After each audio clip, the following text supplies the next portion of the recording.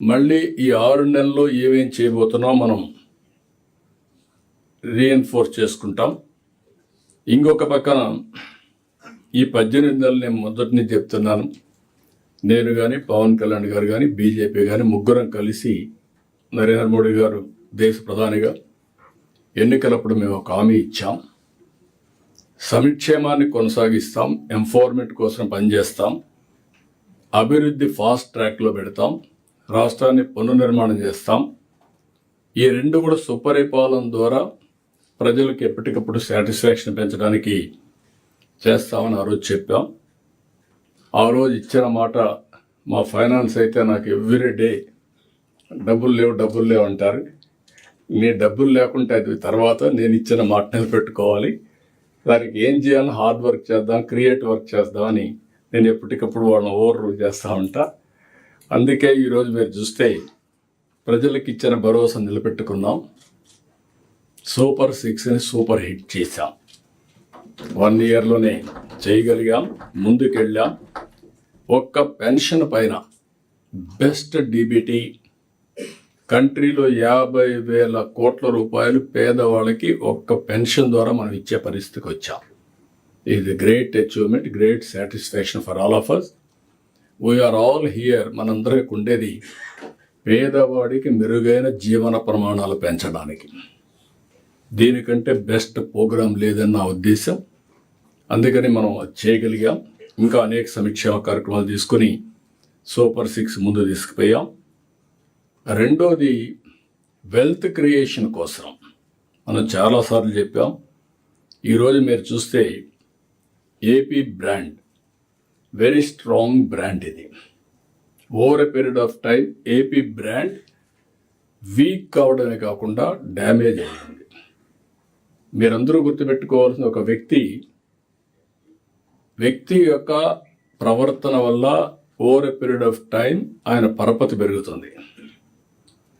అందుకే నేను చిన్నప్పుడు చూసేవాడిని. ఈవెన్ మా ఫాదర్ ఒక ఎగ్జాంపుల్ నాకు.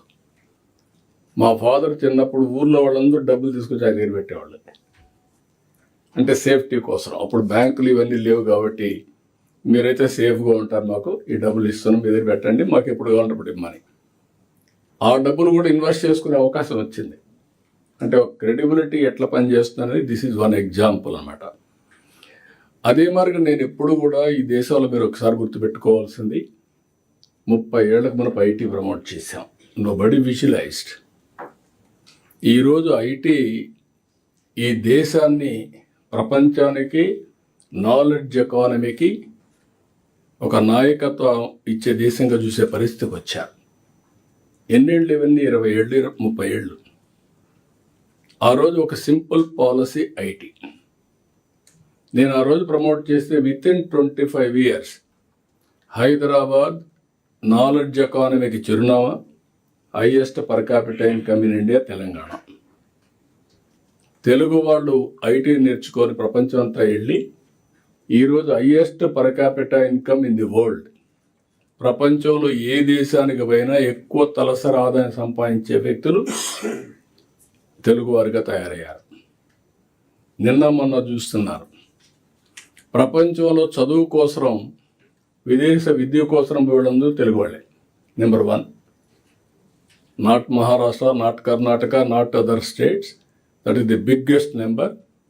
ది టేస్టెడ్, అది కూడా ప్రపంచం అంతా కూడా చూశారు, ఇప్పుడు పోయే పరిస్థితికి వచ్చారు. That is the brand we are enjoying.